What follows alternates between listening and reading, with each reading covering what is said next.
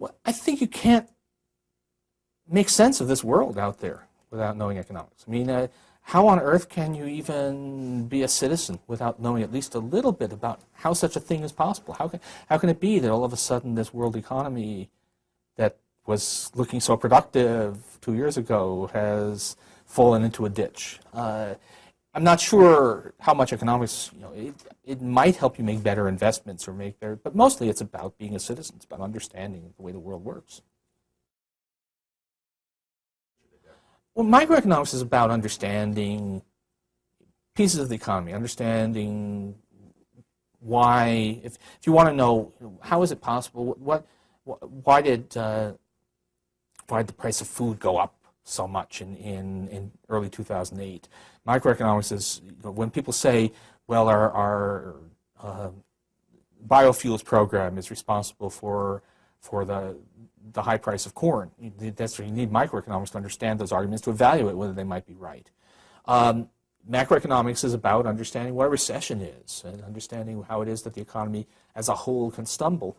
I think to be informed, you obviously have to understand both. You have to know at least the basics of interest rate policy, that's macro, and of water policy or environmental policy, which are micro.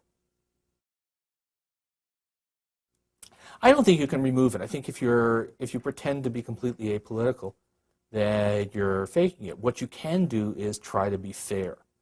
So I will often, if I'm talking about a subject where obviously there are political sides on the issue, I will say to the students, you all know where I come from, and here's what somebody with my views would say, but there is an alternative view, and here's what it would look like. The students often have those too, but I just make sure, I make sure that I understand the arguments of the people I disagree with and try to represent them fairly. And in economics, the fact of the matter is 85–90% of what we do is not political. 85–90% of it is stuff that a very broad spectrum of opinion agrees about. And on the 15% that is political, I don't think the obligation is to pretend that you have no views. The obligation is to make sure that you're fair about the people who have a different view. If you were going to ask the question, who pays a tax? Tax incidence. And the question is, if we have a FICA, the payroll tax, that finances Social Security and the hospital part of Medicare. If you ask economists who pays FICA, part of it is paid by the employer formally, part of it is paid by the worker.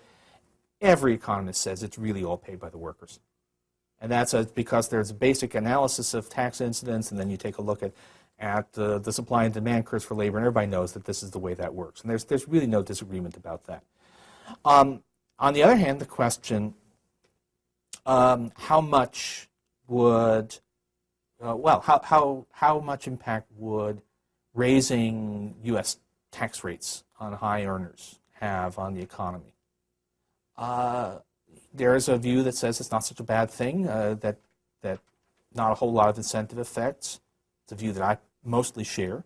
But there are certainly people who view it quite differently and think it's a big problem. So some people think that high European unemployment is very much because of tax rates.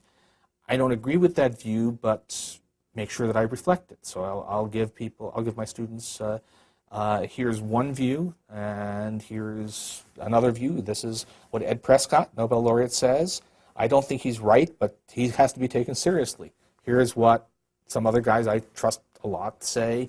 Why are they different? What things would make you decide which one to believe?